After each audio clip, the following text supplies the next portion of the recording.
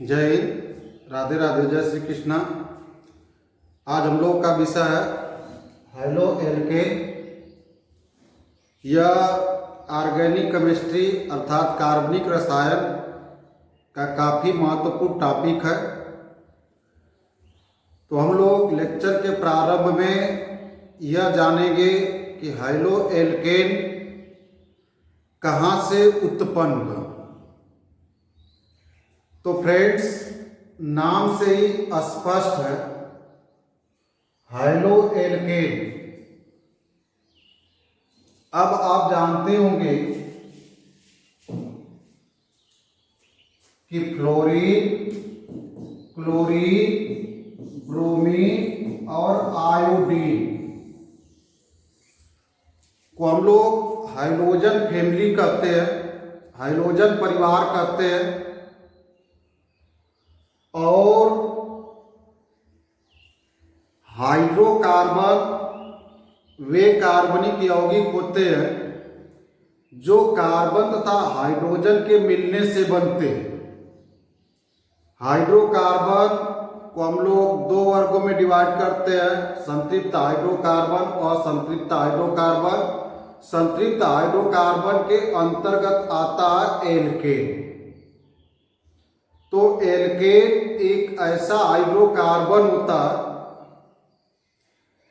जिसमें हाइड्रोजन की संख्या कार्बन के दुगुने से 2 अधिक होती है। ऐसा कार्बनिक यौगिक जिसका अणु सूत्र CnH2n+2 के रूप में रहे, यह कहलाता एल्केन। जबकि फ्लोरीन, क्लोरीन, ब्रोमीन, आयोडीन को हम लोग क्या कहते हैं, हाइड्रोजन कहते हैं। तो जो हैलो एल्केन होता है, एल्केन और हाइड्रोजन की अंतःक्रिया से बनता। एल्केन कैसे, हैलो एल्केन कैसे बनेगा? हाइड्रोजन और एल्केन की जब क्रिया कराएंगे तो फलस्वरूप हैलो एल्केन पाएंगे। अब हैलो एल्केन में हाइड्रोजन का आंशिक भाग हैलो आया होगा, जबकि एल्केन पूर्ण रूप से दिख रहा है। तो इसका मतलब यह होगा कि जब आप हैलो एल्केन के मॉलिक्यूलर फार्मूला को लिखेंगे या हैलो एल्केन को जब आप बनाएंगे तो एल्केन में आंशिक रूप से हाइड्रोजन की एंट्री कराएंगे। एल्केन के कुछ हाइड्रोजन परमाणुओं को हटाएंगे, उसके बदले हाइड्रोजन परमाणुओं को लाएंगे और अंततः हैलो एल्केन बनाएंगे। तो हैलो एल्केन कैसे बनता है? एल्केन से कुछ हाइड्रोजन परमाणुओं को हाइड्रोजन परमाणुओं से प्रतिस्थापित कर देते हैं। एल्केन के कुछ हाइड्रोजन परमाणुओं को हाइड्रोजन परमाणुओं से जब हम प्रतिस्थापित करते हैं तो नए यौगिक के रूप में, नए कंपाउंड के रूप में हैलो एल्केन को पाते हैं। तो इस प्रकार से हम लोग हैलो एल्केन को परिभाषित कर सकते हैं एल्केनों के हाइड्रोजन व्युत्पन्न को। किसके? एल्केनों के हाइड्रोजन व्युत्पन्न को हैलो एल्केन कहते हैं। एल्केनों के हाइड्रोजन व्युत्पन्न को एल्केन कहते हैं, अर्थात हैलो एल्केन कहते हैं। अर्थात एल्केन के कुछ परमाणुओं को हाइड्रोजन परमाणुओं की सहायता से जब रिप्लेस कर देंगे, जब विस्थापित कर देंगे, तो हमें नए कंपाउंड के रूप में हैलो एल्केन प्राप्त हो जाता है। अब देखिए, यहां पर यह CnH2n के रूप में एक कंपाउंड को दिखलाया गया। अब यह कौन सा कंपाउंड हो सकता? तो इसमें दो तरह के तत्व दिख रहे हैं, कार्बन और हाइड्रोजन। तो कार्बन और हाइड्रोजन से मिलकर बना हुआ यौगिक कहलाता हाइड्रोकार्बन। तो यह एक हाइड्रोकार्बन है और इस हाइड्रोकार्बन में जो हाइड्रोजन की संख्या कार्बन की संख्या के 2 गुने से 2 अधिक है। तो ऐसा हाइड्रोकार्बन जिसमें हाइड्रोजन की संख्या कार्बन की संख्या के दुगुने से 2 अधिक होती है, क्या कहलाता? एल्केन कहलाता। तो इस एल्केन में से किया क्या जा रहा? एक H को हटाया जा रहा और प्लस X, जो हाइड्रोजन एलिमेंट होते हैं उन्हें हम लोग सामान्यतः X से दिखलाते हैं सामूहिक रूप से। तो हम लोग यहाँ पर एल्केन में से क्या कर रहे हैं? एक H को हटा रहे हैं और बदले में एक हाइड्रोजन परमाणु को ला रहे हैं, ऐड कर रहे हैं। और जब एल्केन में से एक हाइड्रोजन को हटाएंगे, बदले में एक हाइड्रोजन परमाणु को लाएंगे, तो आप पाएंगे हाइड्रो एल्केन। जब आप एल्केन से हाइड्रोजन को हटाएंगे, बदले में हाइड्रोजन परमाणु को लाएंगे, तो आप हाइड्रो एल्केन पाएंगे। तो यह रहा आपका हाइड्रो एल्केन। जैसे एग्जाम्पल हम देखें तो देखिए, यह आपका CH4 है, इसमें कार्बन 1 है जिसका दुगुना आप करेंगे 2 बनता है और 2 में 2 बढ़ा देंगे तो 4 बन गया। तो CH4 एक तरह का एल्केन है और सबसे सरलतम एल्केन है, इसका नाम मेथेन है। तो जब हम लोग CH4 में से एक हाइड्रोजन को हटाएंगे, बदले में हाइड्रोजन परमाणु के रूप में Cl को लाएंगे, क्लोरीन को लाएंगे, तो हम CH3Cl के रूप में हाइड्रो एल्केन को बनाएंगे। तो यह रहा आपका हाइड्रो एल्केन की डिफिनीशन कि एल्केनों के हाइड्रोजन व्युत्पन्न को हाइड्रो एल्केन कहते हैं। अब हम लोग हाइड्रो एल्केन को किस प्रकार से वर्गीकृत कर सकते हैं, उसका क्लासिफिकेशन कैसे कर सकते हैं, इस पर चर्चा करते हैं। तो देखिए, जो हाइड्रो एल्केन होते हैं इनको हम 2 बेस पर वर्गीकृत करने का काम करते हैं। अपना जो पहला बेस है वह हाइड्रोजन परमाणुओं की संख्या क्या है।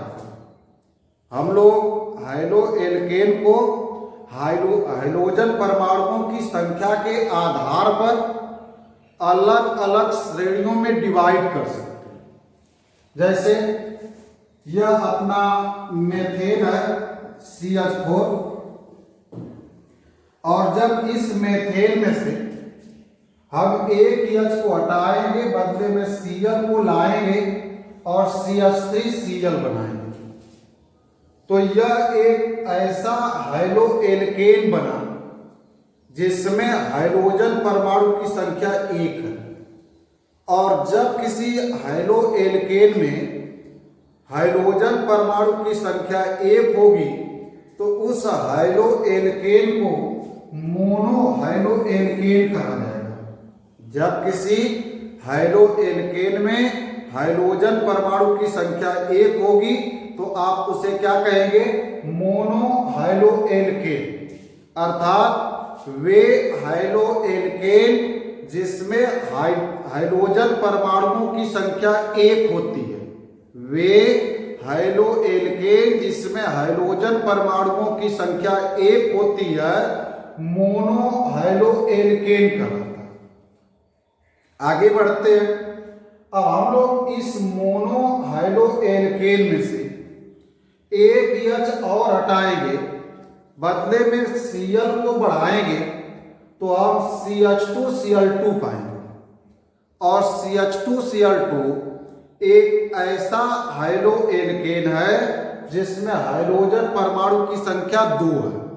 और जब किसी हाइड्रो एल्केन में हाइड्रोजन परमाणु की संख्या 2 होती है, तो उसे हम लोग डाई हाइड्रो एल्केन कहते हैं। जब हाइड्रोजन परमाणु की संख्या 1 होगी, तो हम मोनो हाइलो एल्केन कहेंगे। जब हाइड्रोजन परमाणु की संख्या 2 होगी तो उससे हम क्या कहेंगे, डाई हाइलो एल्केन कहेंगे। इसके बाद अब हम लोग क्या करेंगे कि डाई हाइलो एल्केन में से एक बार पुनः एक हाइड्रोजन हटाएंगे और एक क्लोरीन परमाणु को बढ़ाएंगे, तो हम लोग CHCl3 पाएंगे। और CHCl3 एक ऐसा हाइलो एल्केन है जिसमें हाइड्रोजन परमाणु की संख्या 3 है। और जब किसी हाइलो एल्केन में हाइड्रोजन परमाणु की संख्या 3 होगी तो उसे हम लोग ट्राई हाइलो एल्केन कहेंगे। इसके बाद हम लोग एक H और हटाते हैं, बदले में Cl को बढ़ाते हैं और CCl4 बनाते हैं। तो जब CCl4 बनाएंगे तो पाएंगे कि इसमें हाइड्रोजन परमाणु की संख्या कितनी हो चुकी है, 4 हो चुकी है। तो ऐसा हाइलो एल्केन जिसमें हाइड्रोजन परमाणु की संख्या 4 होती है कहलाता टेट्रा हाइलो एल्केन। तो हाइड्रोजन परमाणुओं की संख्या के आधार पर हाइलो एल्केन को mono, di, tri, tetra halo alkane के रूप में वर्गीकृत कर सकते हैं। जब हाइलो एल्केन में हाइड्रोजन परमाणु की संख्या 1 होगी तो उसे मोनो हाइलो एल्केन कहेंगे। जब हाइड्रोजन परमाणु की संख्या 2 होगी तो उसे डाई हाइलो एल्केन कहेंगे। जब हाइड्रोजन परमाणु की संख्या 3 होगी तो उसे ट्राई हाइलो एल्केन कहेंगे। और जब हाइड्रोजन परमाणु की संख्या 4 होगी तो उसे टेट्रा हाइलो एल्केन कहेंगे। तो यह तो वर्गीकरण रहा हाइड्रोजन परमाणुओं की संख्या के आधार पर। अब हम लोग हाइलो एल्केन को वर्गीकृत करेंगे। अच्छा, एक चीज यहां पर और आपको ध्यान देने की जरूरत है कि जो मोनो हाइलो एल्केन होते हैं उन्हें हम एल्किल हाइलाइड भी कहते हैं। मोनो हाइलो एल्केन को हम एल्किल हाइलाइड के नाम से भी जानते हैं। अब हम लोग हाइड्रोजन परमाणु युक्त कार्बन परमाणु की प्रकृति के आधार पर हाइलो एल्केन को वर्गीकृत करेंगे। हाइड्रोजन परमाणु युक्त कार्बन परमाणु की प्रकृति के आधार पर हम लोग हाइलो एल्केन को वर्गीकृत करेंगे। अब हाइड्रोजन परमाणु युक्त कार्बन अर्थात वह कार्बन जिस पर हाइड्रोजन परमाणु उपस्थित हो या वह कार्बन जिससे हाइड्रोजन परमाणु जुड़ा और उस कार्बन की प्रकृति की बात हो रही है। तो देखिए, जो कार्बन होता यह चतुष्फलकी प्रकृति का, अर्थात इसकी संयोजकता 4 होती है। अब कार्बन की जो 4 संयोजकता अलग अलग समूहों द्वारा पूर्ण की जा सकती है। तो जब किसी कार्बन की संयोजकता, जब किसी कार्बन की एक संयोजकता किसी दूसरे कार्बन परमाणु द्वारा पूरी की जा रही है और शेष संयोजकता हाइड्रोजन द्वारा पूर्ण हो रही हो या अन्य किसी समूह द्वारा पूर्ण हो रही हो, तो ऐसे कार्बन को प्राथमिक कार्बन कहा जाता है। या ऐसा कार्बन जिसके पड़ोस में केवल एक कार्बन हो क्या कहलाएगा, प्राथमिक कार्बन कहलाएगा। जबकि ऐसा कार्बन जिसके पड़ोस में 2 कार्बन द्वितीय कार्बन कहलाता है। और ऐसा कार्बन जिसके पड़ोस में 3 कार्बन हो तृतीय कार्बन कहलाता है। तो ऐसा कार्बन जिसके पड़ोस में या तो जो अकेला हो या जिसके पड़ोस में केवल एक कार्बन हो, क्या कहलाएगा? प्राथमिक कार्बन कहलाएगा। ऐसा कार्बन जिसके पड़ोस में दो कार्बन हो, द्वितीयक कार्बन कहलाएगा। और ऐसा कार्बन जिसके पड़ोस में तीन कार्बन हो, तृतीयक कार्बन कहलाएगा। अब यदि कोई हाइड्रोजन परमाणु प्राथमिक कार्बन से जुड़ेगा तो वह हाइलो एल्केन प्राथमिक हाइलो एल्केन कहलाएगा। यदि हाइड्रोजन परमाणु द्वितीयक कार्बन से जुड़ा हुआ पाया जाए तो वह हाइलो एल्केन द्वितीयक हाइलो एल्केन कहलाएगा। और यदि हाइड्रोजन परमाणु तृतीयक कार्बन से जुड़ा हुआ पाया जाए तो वह हाइलो एल्केन तृतीयक हाइलो एल्केन कहलाएगा। तो आइए देखते हैं कौन प्राथमिक हाइलो एल्केन होगा, कौन द्वितीयक हाइलो एल्केन होगा और कौन तृतीयक हाइलो एल्केन होगा।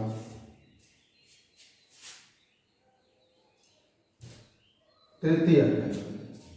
तो चलिए अब देखेंगे आप, तो यहां पर जो हाइड्रोजन परमाणु है एक ऐसे कार्बन से जुड़ा हुआ, यह हाइड्रोजन परमाणु Cl एक ऐसे कार्बन से जुड़ा हुआ जिसके पड़ोस में मात्र एक कार्बन। इधर आप देखेंगे तो हाइड्रोजन है, इधर भी कहा हाइड्रोजन, और इसके पड़ोस में मात्र क्या है? एक कार्बन है। तो यह कार्बन कैसा कार्बन है? प्राथमिक कार्बन। और जब हाइड्रोजन परमाणु प्राथमिक कार्बन से जुड़ता है तो वह हाइलो एल्केन प्राथमिक हाइलो एल्केन कहलाता है, या इसे हम लोग 1 डिग्री हाइलो एल्केन के रूप में जानेंगे।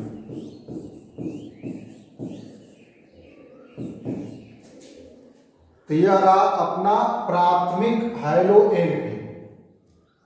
जो दूसरा एग्जाम्पल है, इसमें हाइड्रोजन परमाणु Cl एक ऐसे कार्बन से जुड़ा हुआ जिसके पड़ोस में दो कार्बन, तो यह कार्बन हुआ द्वितीयक कार्बन।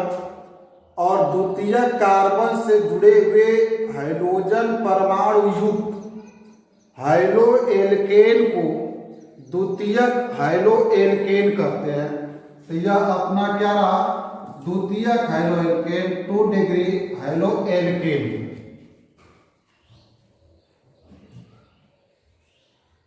इसके बाद तीसरे एग्जाम्पल में हम देखते हैं कि यहां पर जो हाइड्रोजन परमाणु Cl एक ऐसे कार्बन से जुड़ा हुआ, यह Cl एक ऐसे कार्बन से जुड़ा हुआ जिसके पड़ोस में तीन कार्बन आपको दिख जाएंगे, 1 2 3 कार्बन, अर्थात यह कार्बन तृतीयक कार्बन है। और यदि यह कार्बन तृतीयक कार्बन है तो तृतीयक कार्बन से जुड़े हुए हाइड्रोजन परमाणु युक्त हाइलो एल्केन को तृतीयक हाइलो एल्केन कहते हैं। तो यह अपना रहा 3 डिग्री हाइलो एल्केन। तो यह रहा आपका हाइलो एल्केन का वर्गीकरण। 2 बेस पर हम लोगों ने किया, हाइड्रोजन परमाणुओं की संख्या के आधार पर और कार्बन परमाणु की प्रकृति के आधार पर। तो हाइड्रोजन परमाणुओं की संख्या के आधार पर जो हाइलो एल्केन थे उन्हें mono, di, tri, tetra halo alkane के रूप में वर्गीकृत किया गया, जबकि कार्बन परमाणु की प्रकृति के आधार पर जो हाइलो एल्केन रहे उन्हें हम लोग प्राथमिक हैलो एल्केन, द्वितीयक हैलो एल्केन और तृतीयक हैलो एल्केन के रूप में वर्गीकृत किए।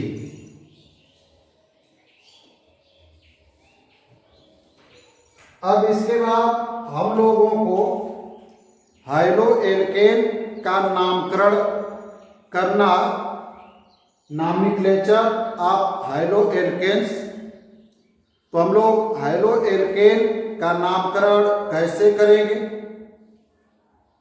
तो किसी भी कार्बनिक यौगिक का नामकरण दो तरीके से किया जाता है। इसके दो सिस्टम।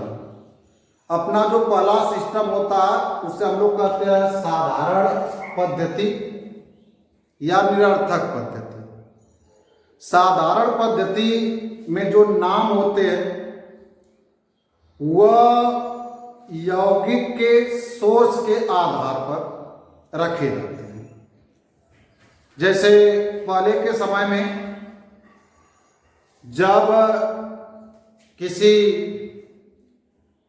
दंपत्ति की संतान जीवित नहीं होती थी, पैदा होने के बाद मर जाती थी, तो वे कुछ टोटका अपनाते थे और जो नवजात शिशु है उसे जन्म लेने के बाद ले जाकर क्या करते थे, घूर पर रख देते थे कुछ पल के लिए। तो उसका नाम पड़ जाता था घूर फेंकना। उसको घूर में फेंक कर फिर उठा लिया, अपना लिए, तो उसका नाम क्या पड़ गया, घूर फेंकना पड़ गया। क्या करते थे कि किसी व्यक्ति को उस बच्चे के बराबर नमक से तौल देते थे या जोख देते थे, तो उसका नाम हो जाता था जोखना। किसी बच्चे को कुछ रुपए में बेच देते थे, उसका दाम लगाकर वह रुपया किसी को दे देते थे, तो उसका नाम हो जाता था बेचना। तो इस प्रकार से जो रूढ़िवादी पद्धति है या जो निरर्थक पद्धति है, इसमें जो नाम होते हैं वह यौगिक के सोर्स के आधार पर, वह यौगिक कहाँ से उत्पन्न हुआ उस आधार पर उसका नामकरण कर दिया जाता है। और एक, अब चूंकि जब विज्ञान का विकास हुआ तो लोगों का एक देश से दूसरे देश के लोगों के जो पारस्परिक संबंध है या जो मेल है उसमें बढ़ोतरी हुई। आना जाना एक देश से दूसरे देश में बढ़ गया। तो अब क्या है कि विज्ञान या पर्यावरण से या जो भी हमारे जनजीवन के लिए आवश्यक घटक है उस पर एक राष्ट्रीय अंतर्राष्ट्रीय स्तर की कमेटी बनाई गई। तो जब अंतर्राष्ट्रीय स्तर की कमेटी में अब यौगिकों का नाम जिस विधि से, जिस तर्क के साथ रखा जाता उसे कहा जाता IUPAC पद्धति। यह एक नामकरण की अंतर्राष्ट्रीय पद्धति। तो हम लोग साधारण पद्धति में जो हैलो एल्केन है उनका नाम एल्किल हैलाइड के रूप में लिखते हैं। साधारण पद्धति में हैलो एल्केन का नाम एल्किल हैलाइड के रूप में लिखा जाता है। जैसे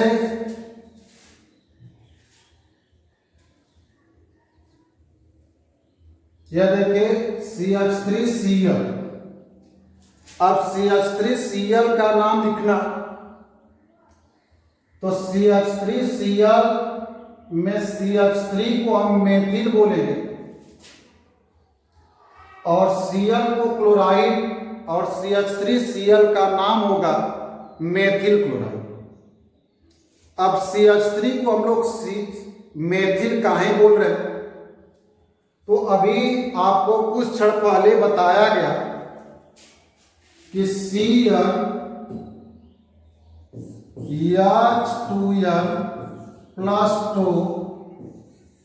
अणुसूत्र वाले कार्बनिक यौगिक को एल्केन कहते हैं। CnH2n+2 अणुसूत्र वाले कार्बनिक यौगिक को एल्केन कहते हैं। और जब इस एल्केन से हम एक हाइड्रोजन परमाणु को निकाल लेते हैं या इससे छीन लेते हैं तो यह एल्केन बेचारा हाइड्रोजन के वियोग में पड़ जाता है बीमार, इल हो जाता है, बीमार भी इल हो जाता है और यह एल्केन से बन गया एल्किल। जब एल्केन से हाइड्रोजन परमाणु को निकाल देते हैं तो वह उसके वियोग में पड़ जाता है बीमार, अर्थात इल हो जाता है और उसका जो रूप है या उसका जो नाम है एल्केन से एल्किल के रूप में हो जाता है। तो उसी तरीके से आपका CH4 मेथेन होता है, एल्केन का पहला मेंबर होता है। और जब CH4 में से हम लोग एक H को निकाल लेते हैं तो मेथेन से बन जाता है मेथिल। सेम पैटर्न पर C2H6 को एथेन कहते हैं और जब एथेन से एक H को निकाल लेंगे C2H5 के रूप में आप बोलेंगे उसे एथिल। ऐसे ही आगे के मेंबर बोलेंगे प्रोपिल, ब्यूटिल, पेंटिल। तो अब इसकी उत्पत्ति मेथेन से हुआ मेथिल और Cl है क्लोराइड, तो इसका नाम क्या पड़ा मेथिल क्लोराइड। इसी तरह से C2H5 है यहाँ पर, C2H5 अभी हमने बताया C2H6 रहेगा तो एथेन होगा, जबकि C2H5 है एथिल होगा और Cl है तो क्लोराइड, अर्थात इसका नाम होगा एथिल क्लोराइड।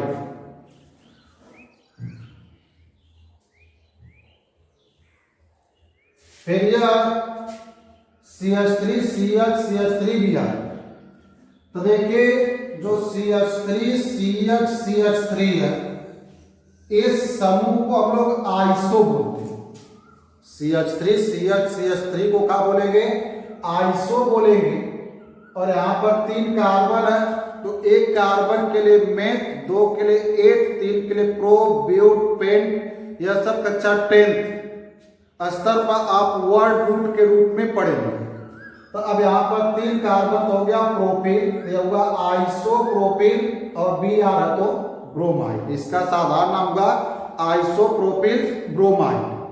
यदि यहीं पर Br के जगह पर Cl आ जाए तो बोलेंगे आइसोप्रोपिल क्लोराइड, आई रहेगा आइसोप्रोपिल आयोडाइड। नेक्स्ट है यह CH3 C CH3 CH3 Cl। तो अब इसमें इतने को हम लोग अब यह आपका हो जाएगा तृतीय या टर्शियरी और 4 कार्बन से बना ब्यूटिल, तो इसका नाम होगा टर्शियरी ब्यूटिल क्लोराइड या तृतीय ब्यूटिल क्लोराइड। तो इस प्रकार से हम लोग हाइलो एल्केन्स का नाम साधारण रीति से या साधारण पद्धति में लिख सकते हैं। अब हम लोग नेक्स्ट सेक्शन में हाइलो एल्केन का IUPAC पद्धति में नामकरण कैसे करेंगे इस पर चर्चा करेंगे। इसके बाद हाइलो एल्केन किस प्रकार की समव्यवता प्रदर्शित करेंगे उस पर भी बात होगी। तो आज के लिए इतना ही, धन्यवाद।